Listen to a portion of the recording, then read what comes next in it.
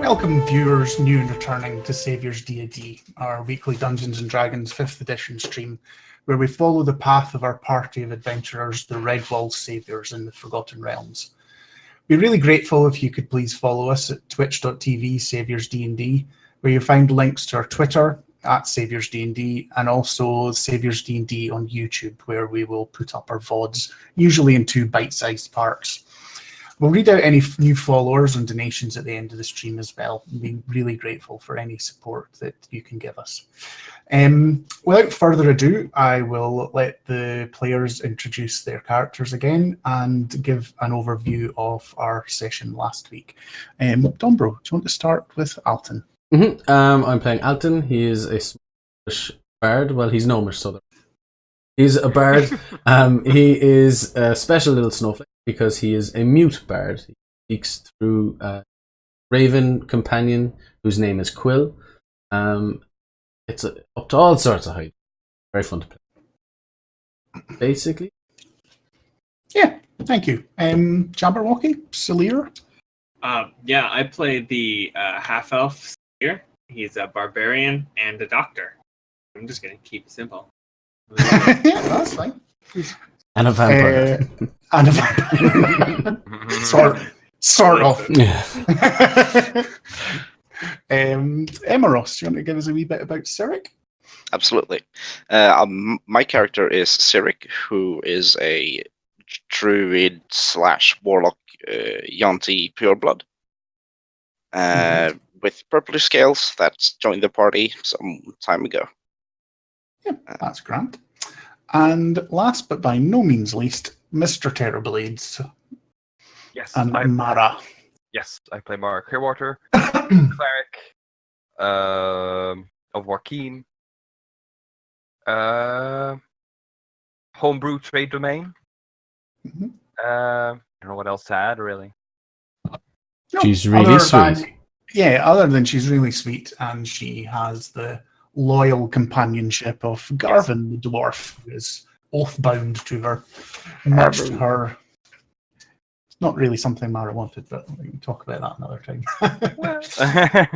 So, last week, the party had left their most recent home of Der Balachan with a trade caravan, which was their business and part of the reward that they'd been given for helping save the town.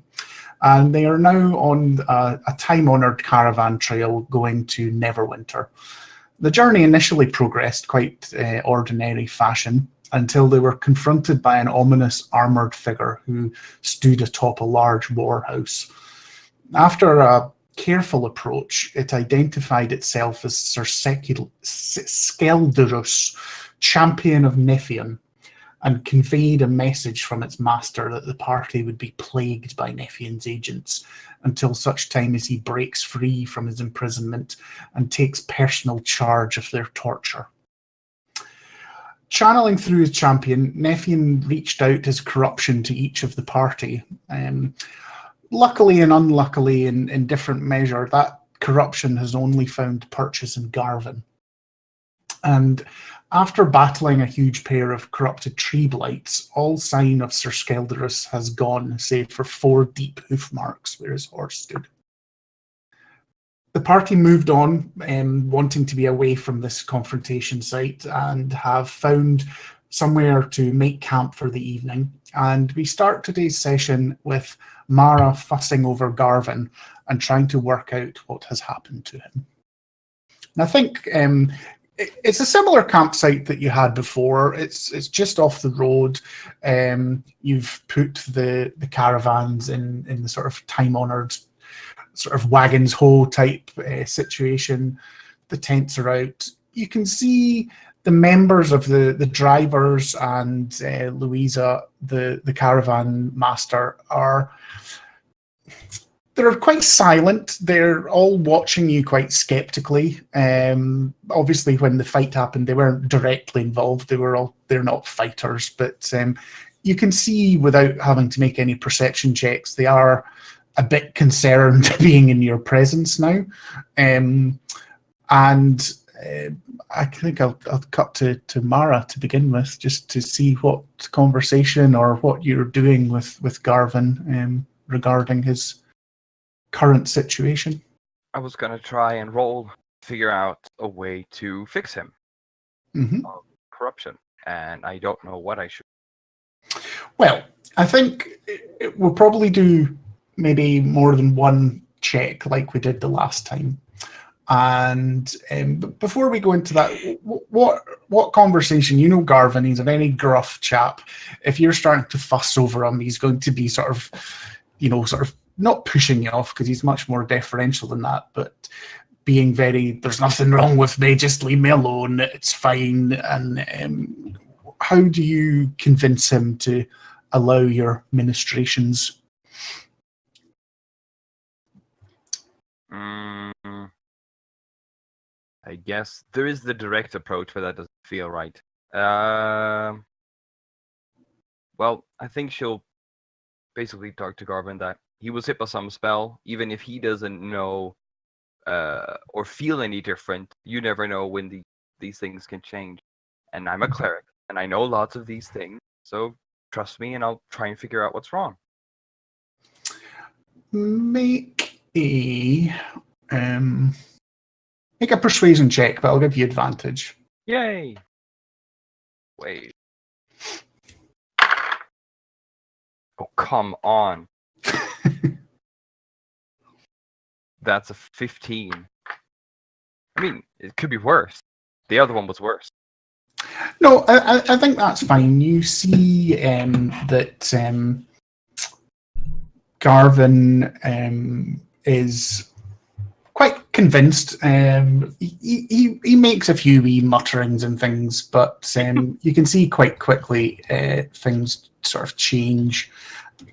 Is everyone else, are they watching this? Are you gone off to do your own things? Has anyone gone out hunting?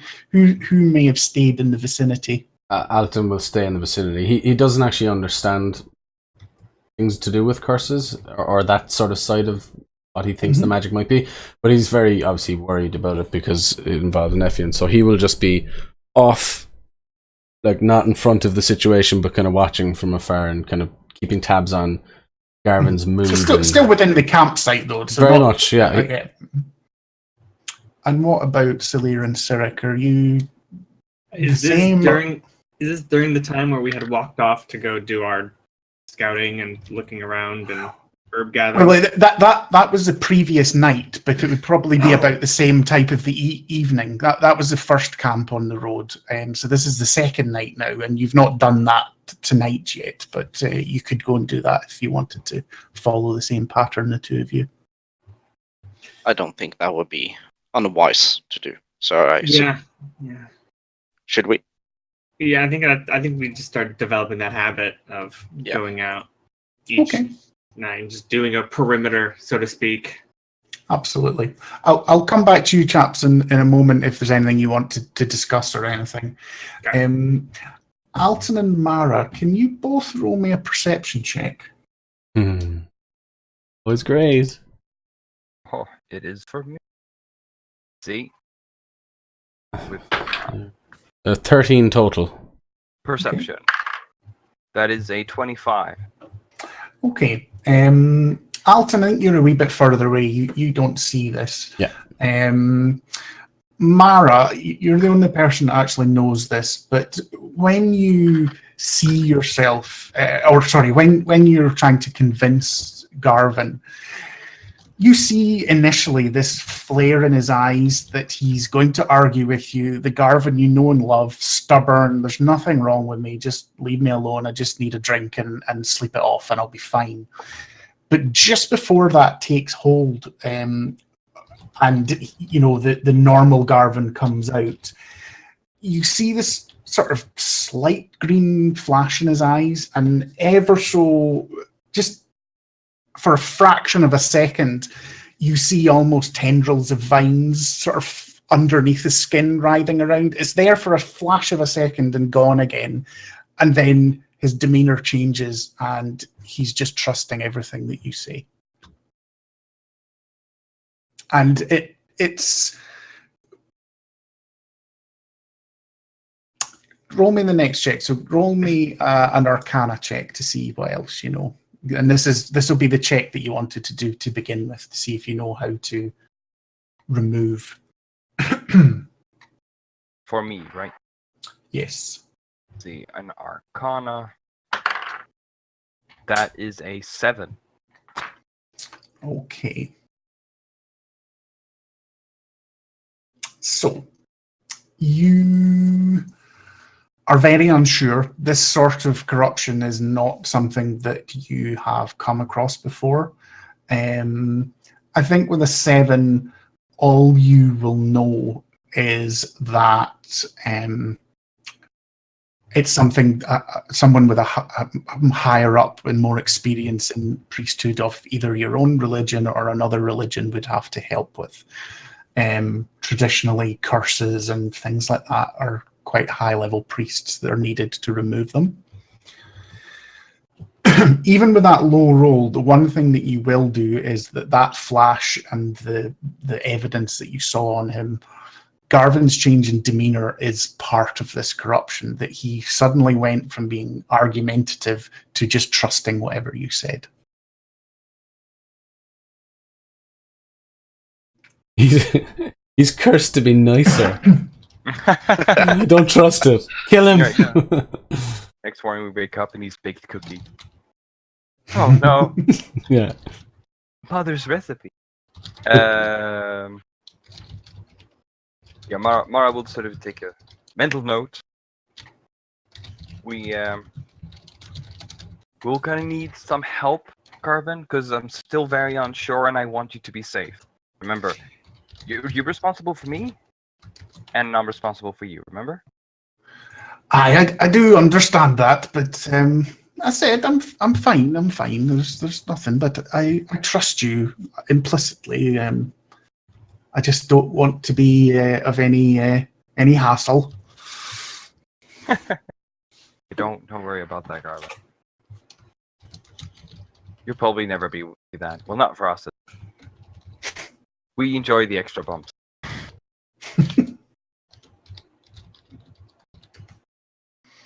And unless you ask him to do anything or continue, he's just going to just sort of sit there until everyone goes to bed. He's usually quite a rambunctious character. He's usually going around like hovering about where the food's being cooked. He doesn't help a lot around the camp, but as you all know, but he is usually there. And, he's always around and about, hovering. He loves some food and thing, but he just seems just very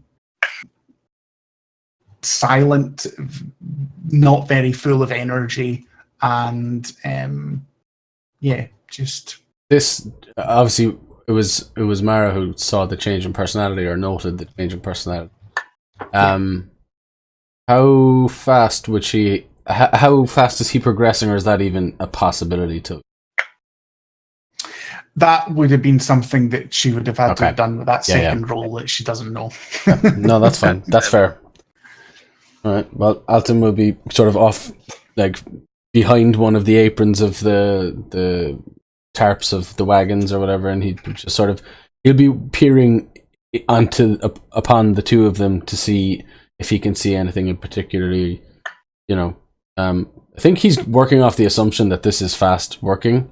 I think he'll actually I'll hold my action that we're not in combat, I know, but I'll wait till Celia gets back if that's... Yeah, absolutely. Yeah, that's not a problem whatsoever. Real long delayed action. Yeah. No, I'm doing stuff, but I won't actually be doing anything. Yeah, that's fine. That's not a problem. Tense in the bush, just waiting. Just sort of keeping eyes on Garven in case he does anything like out of character or bad sort of thing. Yeah. He's half suspecting he might hurt Mara as well, so he's overwatching that thing. Mhm. Absolutely, that's not a problem at all. We'll cut to Salir and Cyric. Are you two having any conversation about the encounter that you had on the road with the champion of Nephion, or are you just ignoring things and getting on with trying to catch some meat? So, big trees, right? Yes, they were. What do you figure about the dwarf now then? Oh, yeah, that is magic stuff. I don't really do that too much, honestly. But I mean, I'll probably give him a look over back to camp. Try to see if it's a physical thing, maybe, but disease might do about that. But otherwise, I'll have to let Mara mostly.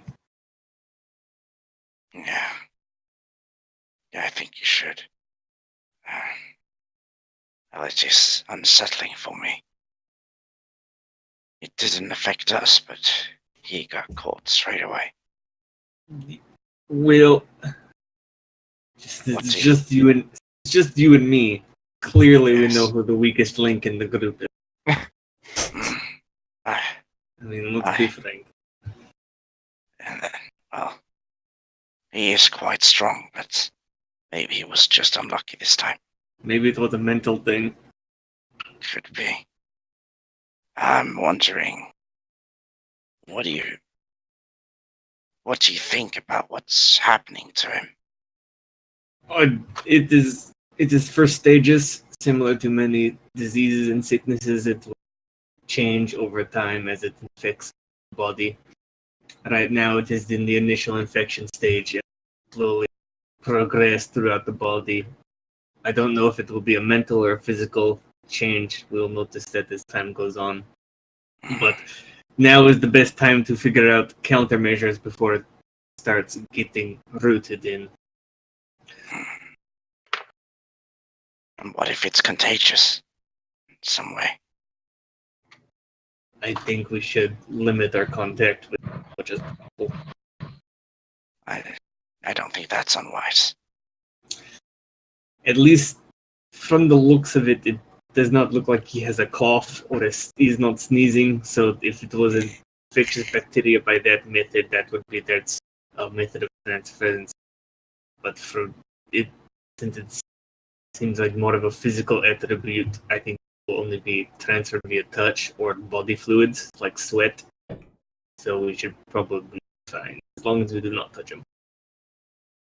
I trust you on that. But what do you think if it's a possession of some sort? Oh, we're going to kill him. Yeah. If there is nothing we can do, it's the best. Honestly, if having spent time with Garven, if he was possessed and he knew that he was putting Mara in danger, he would probably prefer we kill him. Yes. I believe so too. And as much as I hate to be that guy, that sort of seems to be my role in the party. If somebody is in danger, I have to kill them. Sillier class, that guy. I've only seen one execution, and that was with an axe. Yeah, I'm the prepared. Only one that has an axe. I seems think fitting this to be fate. Oh man, I would really hate to kill a dwarf with this dwarven axe.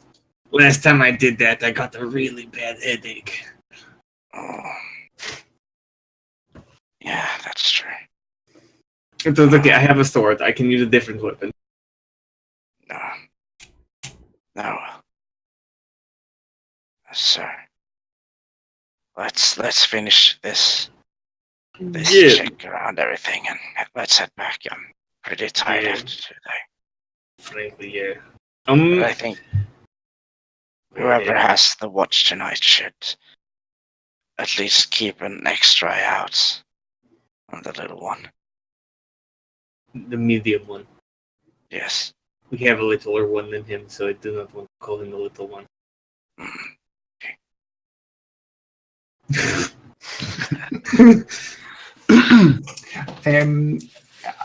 Is it your intention to hunt as well while you're out? Yeah, we're gonna do hunting for food, and I'm gonna look for some anti-inflammatory or fever-reducing herbs, just in Right. case So it does get to that level. Okay, I'll take the hunt then. Yeah, So he'll do if, that. if We'll Sir- help each other. Yeah. No, if you're doing two different things, you're not helping each other, I'm afraid.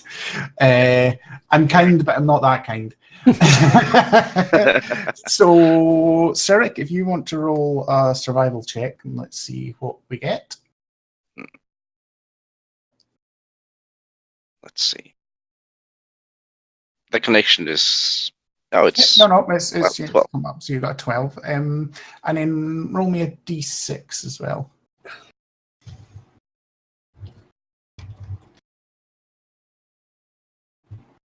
3. That's fine. The forest is filled with wildlife, so it's not difficult to come across something. And after just maybe about an hour's hunting, you quite quickly have some fowl. So you've got a couple of ducks, a pheasant, these sorts of things, all strung up, and it's quite easy till you've got several, so there's enough to add into some stew or some vegetables that is already back at the camp to bulk it up and create a very nice meal. Sleer, I think... Before that, could I see if I can find some rodent or something? Just... Yeah, it's specifically if you want to try and find some rodent, that's fine. Roll me another survival check, roll me an investigation check. Absolutely.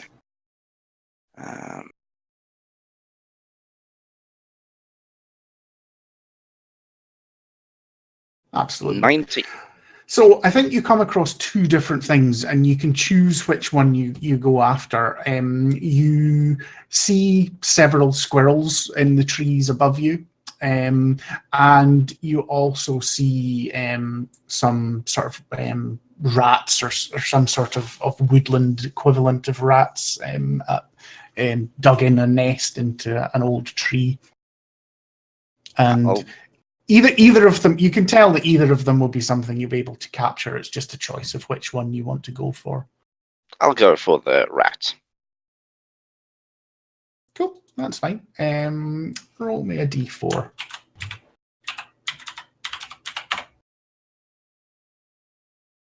That's a 4. Yeah, so quite quick order. You got 4 big plump rats. Nice, particularly nice long tails for you to hold and. Yeah. Perfect. Can Sirik resist just having one straight away, or do you just have one live there and then? Yes. As soon as he catches one, he picks it up by the tail and dangles it above his head, and he eats it alive. And as his jaw dislocates, the rats start to panic, but he just gulps it down whole. I love it when you define how snakes eat. It's so gross. verbosely.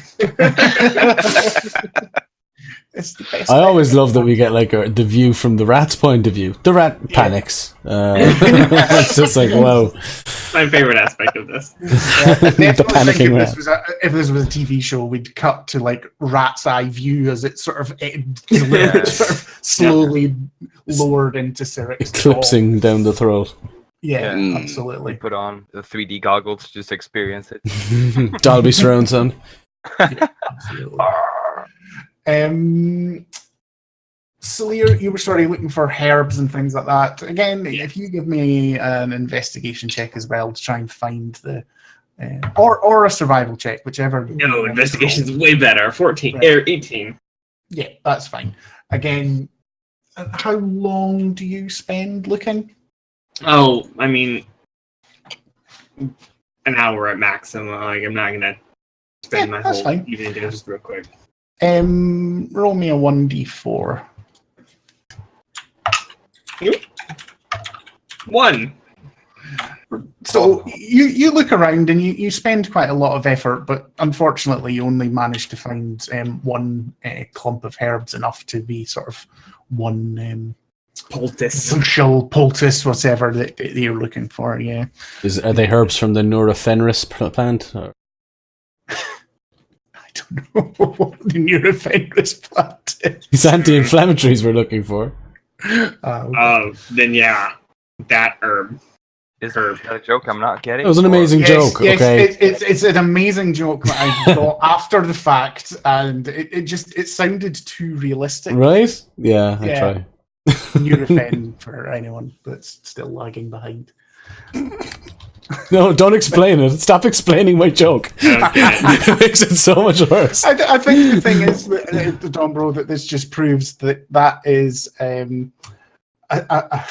a type of painkiller that is only available in the UK and Ireland and doesn't exist anywhere else. I've never heard of it. I think that's why the blank faces. Whatever. It's got codeine in it. That's all I know. So you're away quite quickly. You do the rest of your perimeter check. There's nothing out of the normal.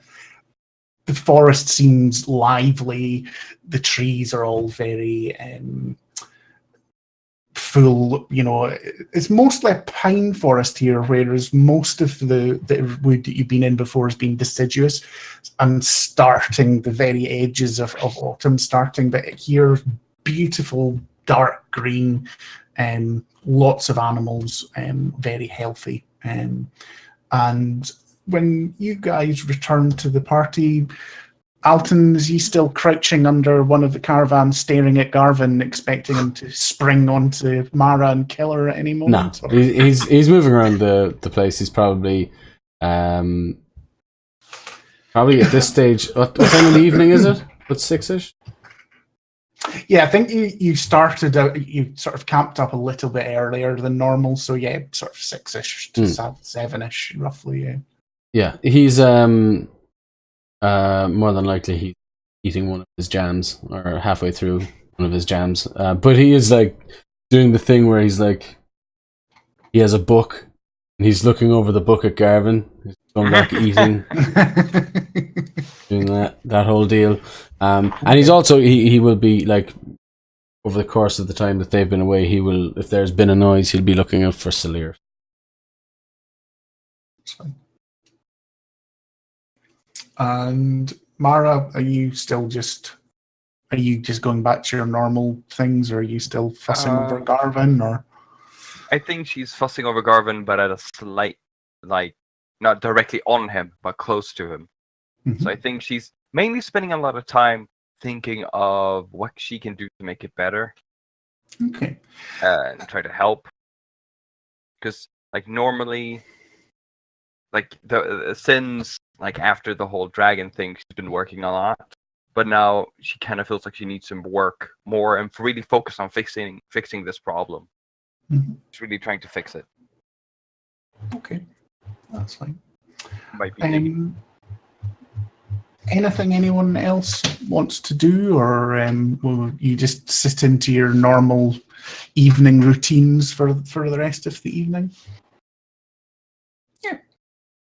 So I think, again, the rest of the caravan, the drivers and Louisa, sort of still tend to be a little bit standoffish, whereas yesterday evening they were all intermixing and chatting and wanting to hear stories. Tonight, without them being scared or anything, but there is a very distinct them and us in the camp today. Purely, if anyone looks, is a little bit of fear as to what your presence may drag onto this godforsaken caravan. They thought, they set out thinking it was going to be the safest caravan they'd ever ridden on, and it's now already to be the most dangerous. So it's both. It's both the most dangerous because it will be attacked the most, but it's also the safest because it will survive. Yeah, you've got a seatbelt on, but you're going 200 miles per hour. Yeah. yes, Yeah. absolutely. Yeah. Oh, okay. Yeah, exactly. So anyway, as I said, when Celir comes back, I would like to approach him. If that were possible. I'm not sure if they had already Absolutely. come back or what. I where we were. think I was just saying there that they were just coming back. So I think I'm quite happy we just say you see them just coming in from the trees on the edge of the encampment. Yeah, I think Alton would actually walk out to meet them, sort of out of the immediate circle, and he'll come up to Celir's shin, and say, "Celia, Yes. do you still have the journal of the Green Lady? Yeah, I'm working through it. May I borrow it?" Can you read? Yes. All right. Yeah, hand it. Firewood. Yeah. And I will ask him, do you recall in your studying of this any time when she seemed to be changing? Do I recall in my time studying No, this? this is fine because I do have things I was going to give you. So when Alton asks you that, you, in your reading of it, the one thing that you have noticed is that at the start she wrote as Sarah, her real and true name and persona, and as the days, weeks, and months went on, when she was separated from her child, unknowing whether her child actually had survived, and her and the Nephion's end of the bargain that they was actually agreed. There's almost a point that you can see in the book where she almost starts responding to herself in a different persona. You can tell it's the same person that's written it, but the handwriting slightly changes. The way of writing and the language that is used starts to change. And for a while, it flips backwards and forwards between the two, almost as though it's a conversation between two different people. And slowly the original persona stops, and then it's just the Lady of Green Shadows that you knew towards the end that's doing the talking. Got it. So I presume that's sort of explained to me, and I will ask there to point out where in the book he noticed the change first occurring. And you can do that to it, sort of a wee bit flipping backwards and forwards, but it's not too So what I'll do is I will Alton will take the book and say, don't worry, I'll get it back to you so you can continue your research. He'll just sort of I was researching it. Yeah. Alton's probably already gone too far to hear that. And he will, what Alton's essentially doing is he will be looking for as precise as he can get from when she first starts to seem a little off to where it's more pronounced, and what way that's showing itself, I guess. If he can try to figure out if maybe Garven will have a similar one or a similar, reaction, or if it'll be faster or slower, I'm not sure. He's grasping at straws, basically. I think I get what you're trying to work out. I'm just trying to think about what I'm going to ask you to roll.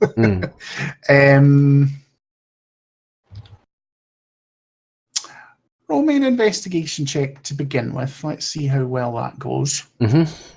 Yeah, that's good. 24. Okay. Now, roll me an Arcana check, and I will give you advantage on this. Oh, but they both came up this. It's 17. Okay, I think that's enough for you to get something. Okay. So, you quite quickly get to the point that Celir described to you, where the narrative in this diary, it sort of starts to be like a conversation between two different people, and you see what Celir saw as well is that it's quite clearly the same person's handwriting, just slightly altered, and the thing. It's italicized. Yeah, exactly. But I think the thing that you did, because you're looking specifically at that rather than other things that Celir was trying to glean, is that you don't think that this change is necessarily a direct result of the corruption itself, but an intermingling of that, and also the fact that she has quite clearly had a mental breakdown. Okay. There is a lot of agonizing about what's happened to her child before that persona sort of gets squashed down, and it's more about this new persona sort of taking over her personality and squashing the other one. Okay. And you're actually witnessing this happening in written form in this diary. Yeah. So related to the corruption, but not something that is. It is not it's not an aspect of the corruption, but the corruption fed on it, sort of thing. Yes, exactly. Yes, that's correct. Definitely Okay. didn't help it. So from that, could I possibly reach a conclusion that Garvin's probably starting on a better foot than she was? Oh yes. I mean, you don't know a lot about Garven, but what you do know about him is that he seems pretty steadfast. He's quite sure-footed. He knows what he is about, so to speak. So, and he's never expressed any particular deep-seated problems or anything. So, yes, you probably do think that he's on a better footing. And it said, you said that the corruption in the Green Lady, at the very least, took maybe weeks, maybe to a month. Well, this actual process is over probably several weeks, if not 2 or 3 months. Okay. It wasn't a like that type of thing, no. And would Alton know how many days' travel we are clear of, are towards, or have left towards Neverwinter? I mean, it's. I think I said this to you all last week. Is, you know, that if you were a single rider on a horse and going for it, you could be there in 3 days. With a caravan, it's a lot slower going. It's usually about a 5 day. It's not massive. I mean, it's like 110 miles or something. So you're sort of going on that it's going to be 4 nights, 5 days to get there at the late afternoon on the 5th day, and this is your second night. Yeah. All right. Interesting. A couple more days. And that's when we flash forward. It's like, and you enter Neverwinter. Oh yeah. Well, okay. Well, I guess There's no mention of Garven. Once he's been eaten. Once Alton reaches those set of conclusions, he will just. I presume he went off to do this. He sort of got the book from Celir and headed off to a quiet part of the wood, not too far from the camp or anything, just somewhere he could get some peace. And he will just close the book, and let out a deep sigh, sort of almost a relief, I guess, at this sort of, at the thought of might have some time. And yeah, he'll just put the book under his shoulder. With Quill, he will walk back in. Cool. Does anyone else have any anything they wish to do this evening? I'll do my thing next evening. Okay, that's fine. In that case, usual watches. entries for the evening. Who wants to take first watch? Again, you only have to do a couple between you all, because the drivers and Louisa will do a couple as well. So. I'll take second anyway. Mara's going to go. Yeah. Yeah, I'll go. I'll do third. And circle. You only need to do 2 between the 4 of you, so you can either perfect. double up, or the other 2 of you can have a night off, whatever you prefer. I would like to double up with Mara if I could. That's fine. Yep. Sarah and I will be freak team then. Okay. Freak team. The rest. Listen, I'm drawing lines in the sand. Sounds like a terrible history show. Freak team. I thought it sounded like a wrestling team. The freak team. The rest of the evening travel sort of progresses without any incident. Very quiet. Food's had, and everyone starts to sort of bed down for the evening. And it is Mara and Alton. You find yourselves alone on the edge of the thing as the camp starts to quieten down and the sounds of sleeping people start to emanate. And Garvin is sleeping as if there's nothing wrong, right? Yeah, as far as other than the things that you have observed, he seems completely unaffected. Okay. Yeah, well, Alton will sort of, as they're out there, Miss Mara, how are you doing?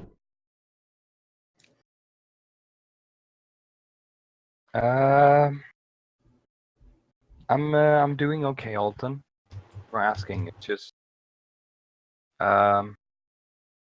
when things worry me, I tend to want to work. It helps me sleep. Hmm. Partially why I wanted this first watch. Then I can do more work before I have to sleep.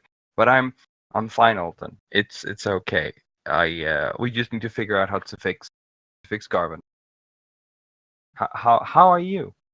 Alton will sort of Quill will sort of take purchase on Alton's shoulder. Alton will sort of take out the book. I think he will be okay as long as we get him some help.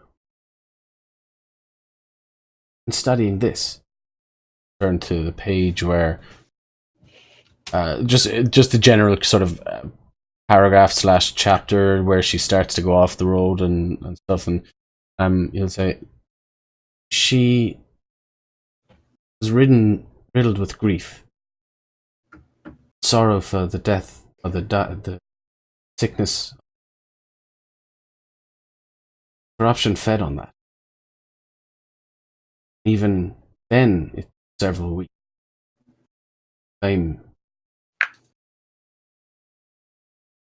Garven is a lot stronger than that. His best chance is with us. We have a great chance. In pretty good shape. Yeah, we've crossed the first hurdle. Be able to make it. This spoke to you. Good likelihood it's going to be toying with us some time. Not sure how we get there if he chooses to send his scourge our way every few feet. I know he is weakened himself. Not convinced that he's so weak that he still lives misery. Well, of course he can send more forces, but at this point, we've gone beyond the point of hiding. No, we are no longer hiding.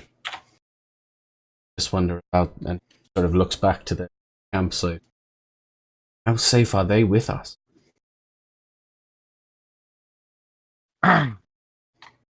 True. But sadly, we didn't think of having any guards, so with or without us, they're in danger at this moment. Alton will just sort of know. Tell me about Neverwinter. We didn't spend a lot of time in Neverwinter, but it's a pretty big city, and has a nice big temple, Joaquin, with an inner garden, and a lot of priests and a big market. Have they ever heard of Jan? I think so. Hey, You could probably find some really nice jam there. You could probably find some strawberries. I we're think you'll like bringing the strawberries. nicest jam in the land. Of course. This is your job, Mara. I'm not a salesperson. Yeah, I'll figure out a good sales pitch for the best land from the north. This jam defeated a dragon, I hear. Without a giggle. sort of, he'll put his hand on the back of Mara's knee. We'll be fine. Gonna get there. We'll be fine. Especially with all your powerful spells, I noticed. He'll do a flex. Yeah, exactly. And he'll just catch the moonlight just so, gleaming off him. Like puffed out chest. Ugh. I'll be honest, the treants, those big giant evil trees, quite a lot of. Mara will kind of hold her sore head. They did for me as well. Well, we won, and hopefully the next battle won't be as hard. Either way, should still be prepared. Yeah, we should probably be safe in Neverwinter with a guard force. Balakin had guards too. That's true. We'll be fine. We'll be fine. We'll be fine. We'll be fine. We can fix it. It's fine. Roll a persuasion check with disadvantage now. Yeah, exactly. Towards yourself. It's fine. It's fine. I love my job. I love my job. You find yourself consumed with deep ennui. But once we get to Neverwinter, we'll probably get to experience a lot of fun stuff there. I hope. Yes. I've only really spent like a night in Neverwinter, so I don't know what's really there. Me neither. I don't know much about this land. Derg Balakin, a little bit of Dwarven, and that jam is amazing. It is amazing. Do you want some jam? Just to pull some out from like the inside of his jacket pocket. In a jar, or okay? Totally. It's been completely just mitted out of there. Like it's. Sure, Holt. I'll gladly take some jam. You can keep the rest. This one's dirty. Did you give me the dirty one? It's just the one he's been eating all day. I'll just take a finger just for the taste. She'll try and find the least dirty part. Mmm, delicious. We do our investigation checks. Yeah, just a flat D20 by one of you. What do you think? I'll roll that. Yeah. Since you seem to best do. Investigation? Just a flat D20, no investigation. Oh, I Yeah. thought. 17. Nope. 15. 15. So when you're having your conversation, your watch passes without much note. You can see there's the last few sort of rays of sunlight. Your watch is mostly daylight and dusk before it gets full dark, and you can see that and feel that temperature's gone down. A little bit of a wind has blown up. Not a big gale or anything like that, but just enough to make it a little bit chilly for the first time. The tail end of the year, and you can see that the clouds seem to be darkening and lowering, and there may be a storm on the horizon. It's a good sign. It's a green storm. Yes, that's right. It's raining vines. That sounds like a really cool effect, though. Yeah, well, it would be. But yes, that's all that occurs on your watch. Pass over, wake up Cyric and Celir and pass over to them. Mara might stay up like for a little moment longer until she's just ready to pass out. Elton heard the thunder, and actually he's going to sleep inside one of the wagons. Yeah, that's fine. There's not a lot of space, but because you're smaller than the rest of the people in the caravan, that's not too much of a problem for you. But you're maybe like on boxes right up at the top, sort of nose almost on the canvas at the top. No problem at all. That's fine. Cyric and Celir, are you having your watch in silence, or do you continue your conversation from earlier on? I think we're not talking very much right now. More like sharing concerned looks from time to time. Yeah, I think it's just sort of a silence. We both look at each other, and then both look at Garven, and kind of do a shrug, and kind of keep going on watch. And then an hour later, we look at each other again, and Garven, and then, That's not a problem. So a bit on edge, I guess. yeah. And then, Cyric, have you kept a rat alive to have a snack on your watch? Or is basically what I'm asking is Sceledrus exposed to your distending jaw? And Well, I've seen him eating a few times at this point. He has. Yeah, I think you're the only one who has. I think I might I think be. so too. Yeah, I think so too. With the fish, the last. Oh, that's right. I forgot the fish. That's multiple correct. times. So Turning into a party trick. yes, he will have a midnight snack, and but he will attempt to, walk away a few paces away from the camp just to. So they don't hear the squeaking of the mouse. Yeah, the Yeah. desperate.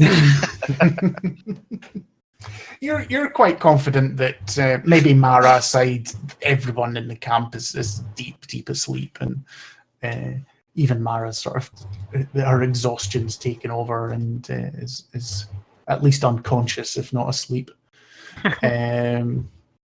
Okay, so if there's nothing else that you guys are wanting particular to do, if one of you wants to roll the D20.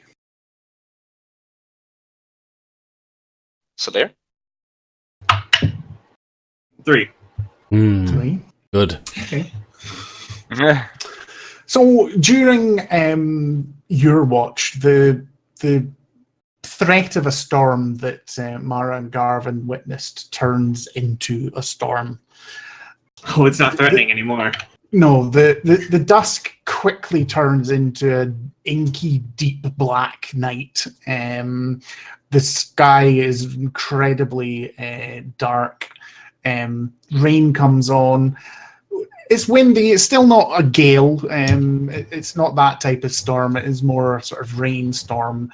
And just towards the end of your watch, you see a brilliant flash of lightning, and it illuminates a section of the forest in front of you.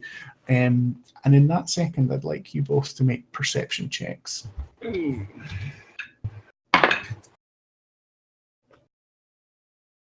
17. Okay.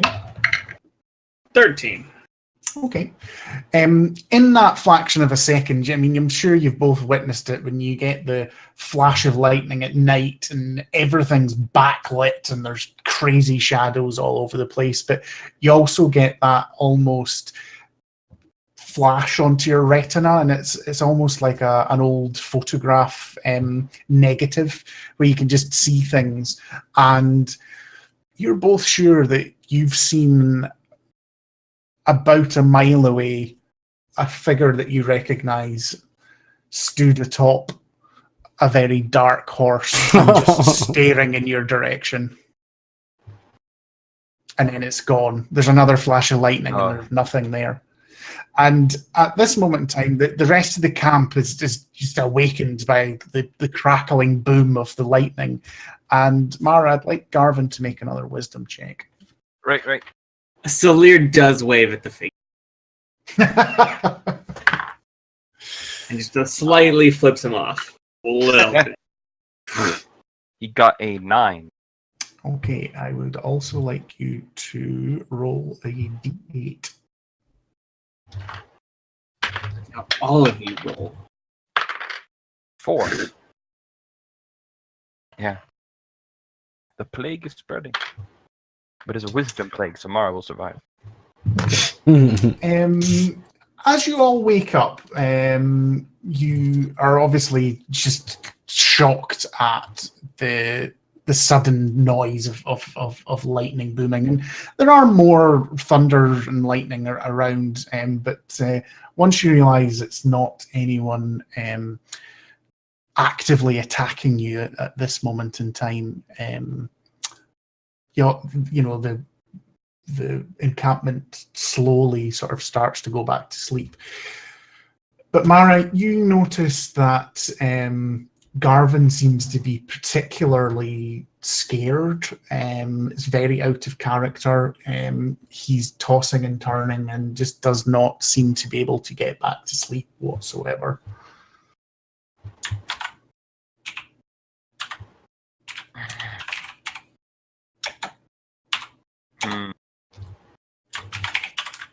Okay.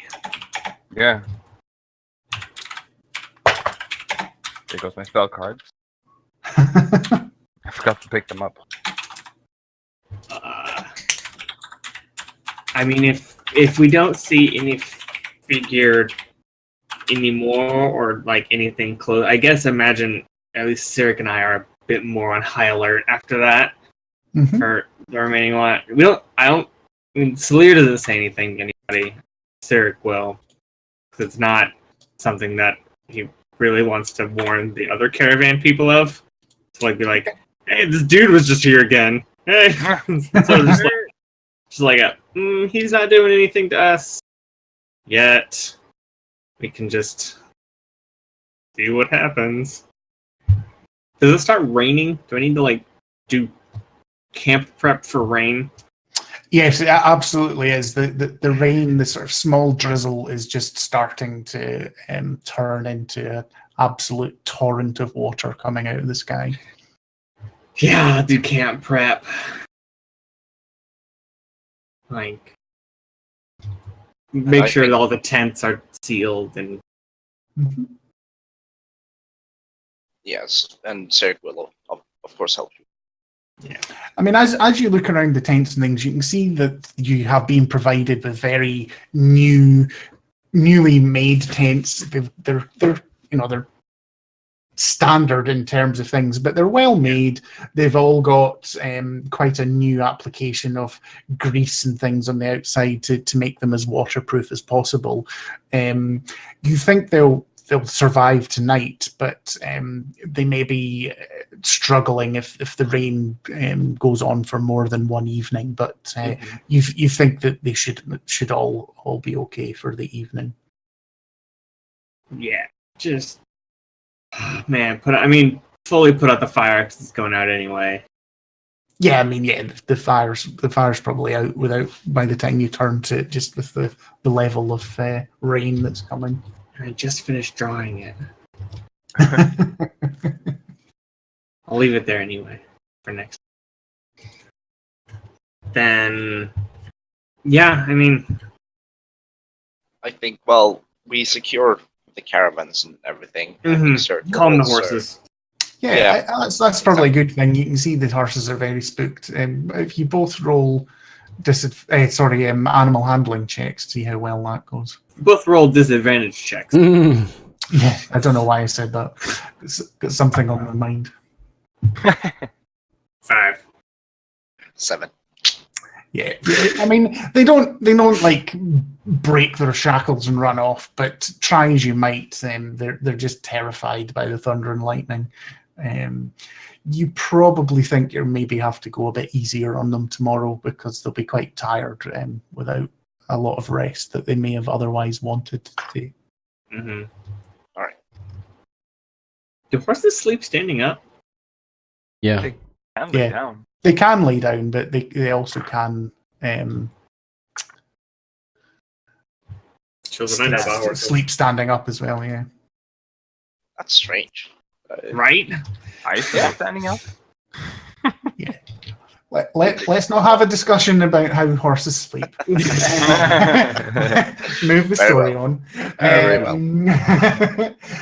So yeah, the rest of your watch passes. Again, you pass on to the a couple of the caravan drivers, and then they in turn on to Louisa and another one of the caravan drivers, and nothing else happens.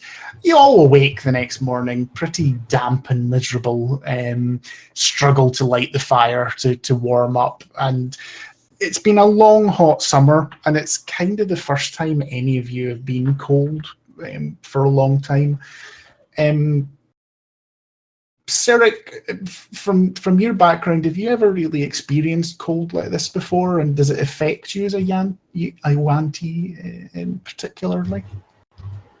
Not cold in. I mean, it's Not not this cold, freezing. no. It's not snowing or anything, but it's chilly. Yeah. Well, of course, chili is something that he has experience. Yeah. But if it would have been more like freezing, then he would probably take very bad to. And what about Alton? Is it temperate where he comes from? The Mm, background, do you experience the cold there, or? I imagine it's seasonal, where he's from. But I don't think it's quite freezing. I think it would probably leans more towards sort of being hot and sticky where he's from in the Shimmerwood. And obviously it can get stark when it goes into the winter, but never quite, and be frozen over ever. Yeah. And as I say, it's not. There's no frost or anything. It's not that cold. It's more the combination of slightly damp from the night and it just not being very pleasant in the morning. It's still a little bit drizzly. There's a little bit of wind still, and it's just it's quite unpleasant.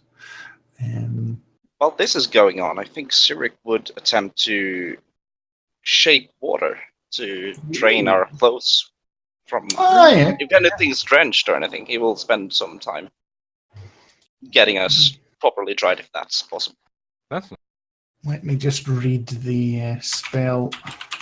Because it says I can move or otherwise change the flow of water, or you could shape it out of objects. Yeah, you could do that. So I think that should be possible. Yeah, absolutely. So we'd spend some time doing it, of course, but just to make sure that we're not moving in drenched clothing or anything. Yeah, that's good. Hey. Oh, thank the gods for you. Look at that. Dry clothes. Dry clothes, quite the blessing.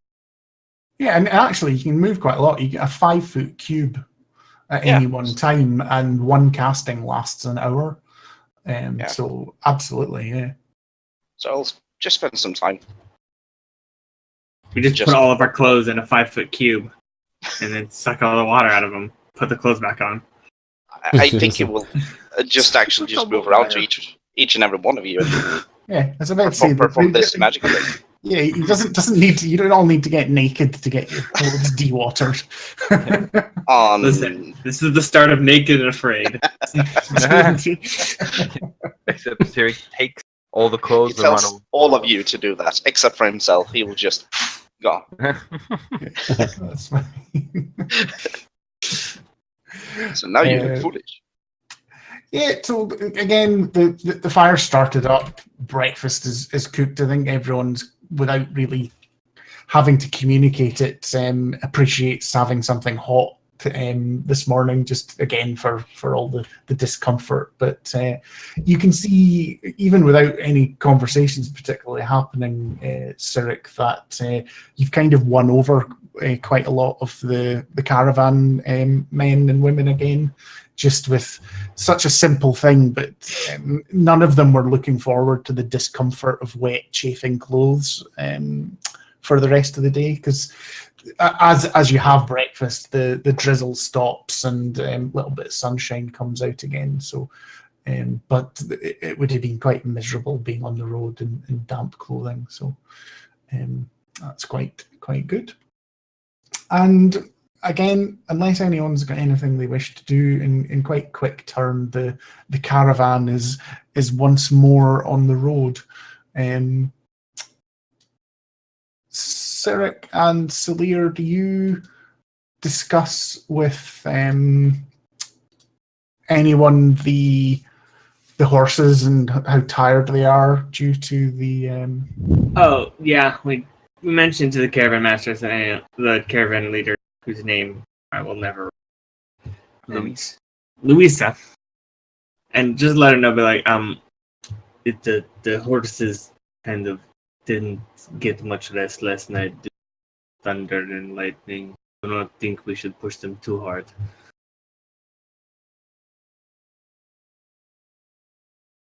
We tried to call. Oh. Did I disconnect? Cyric is with you. Cool. So. Yeah, that's fine. So if you do that, if you listen to that, it just means you maybe again finish the day a little bit earlier. As we pass by the hill that the figure was on, Salir's gonna like go up and look for prints just to see if it was actually there or if it was just kind of trick of the light because they were scared. Okay, but I think that's an investigation check as well, because obviously it was in darkness and lightning and stuff like that. Probably have to say with disadvantage. Would it be advantage because I know what kind of hoof prints I'm looking for? No. The round kind. Nice try though. Oh well, not one. Oh, So 5. no, you've all got sort of turned around, and you can't even quite remember exactly what direction you were looking in or anything, because in that time there's no landmarks. It all looks so different now in daylight, and no, The trick of the light must have been the wind. While you're off looking, I think Zerk will tell Mara and Alton what you're actually doing and the reason you're heading off. Okay. How do you two react to Cyric saying that? You were right, Alton. Or Yeah. well, our discussion last night have true enough. Yes, it only makes sense. Didn't think he'd be back so soon. This is a little bit worrisome. You didn't engage this time, but he is watching us. And I'm starting to think that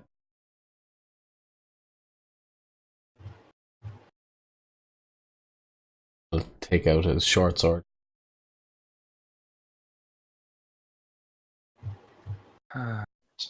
He is coming. You need to be ready. Yes, we should probably keep this to ourselves and not tell them. We don't want to afraid. What do we do? He had Jumps to, out at us. well, and we'll fend it off. We should. We can't negotiate. Let's hope that last night's weather doesn't happen, and that we can get good speed. Why don't you just use the 8th level control weather?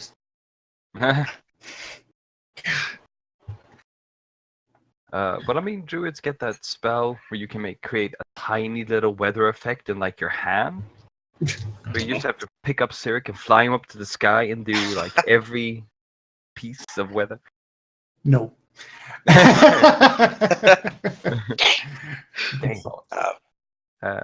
Should still make as good of time as we can. Alton just sort of back it. Just for today, I'll Sorry? make some more of these. So Cerberus conjures up some good berries for us all. Okay. When Alton looks at Garven, are you just glancing at him, or are you giving him a look, like a proper look over, to see if anything's changed with him or anything? I think I'll be checking. Not sure how in depth the look is, to be honest with you. But I have a feeling Alton is under. The way I see it is Alton's under the impression that when things start, become quite obvious, whether it's physically or not. Well, I think that's fair enough, and not sort of metagaming at all to say roll a perception check. 4. No, Garven just seems to be himself. As far as you can tell, there's nothing wrong with him. Well, yes. I think Alton already knows there's something wrong with him. I mean, as you look at him, Something additionally wrong with him. Yeah. Fine. It was only a glance, anyway. Yeah, indeed, it kind of makes sense. Yeah. Sorry, on you go. I was just going to say, once we get to Neverwinter, the caravan can be safe. We'll hire guards, and the spotlight will be shined at us. Walk somewhere else. Yes. What was I thinking about? Hi there, Mara everyone. wants to cast. I don't know what. Sorry. Just putting in a charger. Mara will try and cast Lesser Restoration on Garven, Okay. just to try it out. And have we ever seen Mara cast this before? And if so, what does Lesser Restoration look like when Mara casts it? Let's see. What she does is that she'll